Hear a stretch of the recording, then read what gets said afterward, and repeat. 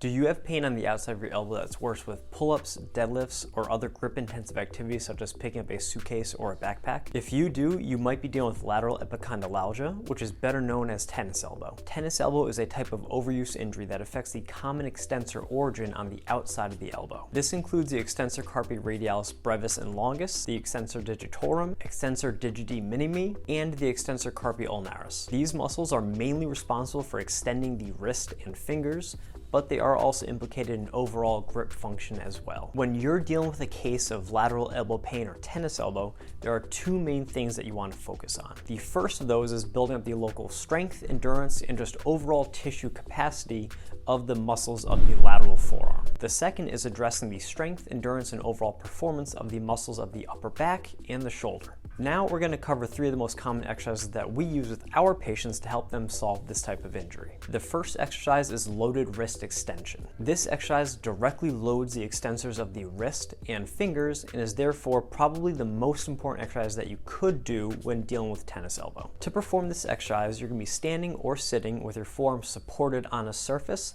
and your hand hanging freely off the edge. Ideally, you want to have your elbow bent a little bit, but you can also do this with your elbow straight as well. Holding some sort of weight in your hand, you're going to bring the hand up towards the ceiling, extending your wrist before returning to the starting position. As a general rule of thumb, you want to use a weight that makes it challenging to perform anywhere from 8 to 15 reps, depending upon how irritable your elbow pain truly is. If your elbow is extremely irritable and it gets aggravated easily with exercise, we can regress this movement by simply doing isometric wrist extension instead. To perform this variation, you're going to have your arm in the same exact position, except you're just going to hold your wrist in a neutral position as you try to press it down towards the floor with your opposite hand, holding this contraction for between 30 and 45 seconds for 3 to 5 sets. You can also progress this exercise by either using heavier weights or moving the same weight faster to increase the overall amount of force that your wrist and finger extensors have to produce to complete the movement. The second exercise on our list is loaded wrist supination. This exercise works a muscle called the supinator, which is located in a very similar position as the extensor muscles that we worked with the last exercise. To perform this exercise, you're going to hold a PVC pipe, wooden dowel, or a broomstick in your hand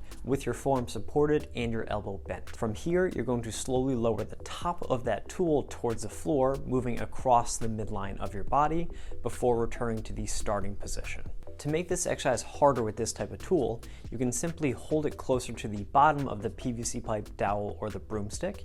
And on the other hand, to make it easier, you can simply hold it more towards the middle of the tool itself. This exercise should also be performed for sets of 8 to 15 reps, but if this becomes too easy with the PVC pipe, dowel, or broomstick, you can simply perform the same sort of movement with a kettlebell instead. The third and final exercise on our list is one that doesn't directly load the elbow itself, but rather the muscles of the upper back and the shoulder, because there is research that shows that utilizing exercises that trains the upper back and shoulder musculature in conjunction with the elbow musculature is better than a program that just trains the elbow by itself. The exercise that we're going to use to do this is the prone W, as it trains the upper back, posterior shoulder, and the posterior rotator cuff all at the same time, making this a very efficient exercise choice. To perform this exercise, you're going to lie on your stomach, on the floor, or on a bench, with your shoulders abducted to 90 degrees and your elbows bent to 90 degrees. From here, you're going to raise your whole arm up away from the floor,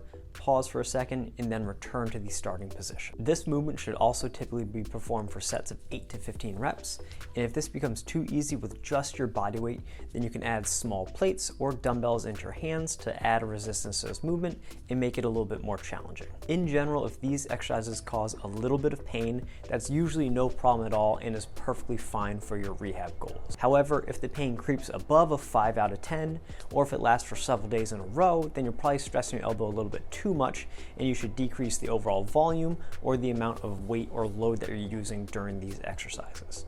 If you found this information to be helpful, please hit that like button, leave any questions that you may have in the comments below, and make sure to subscribe to our channel for more future content just like this.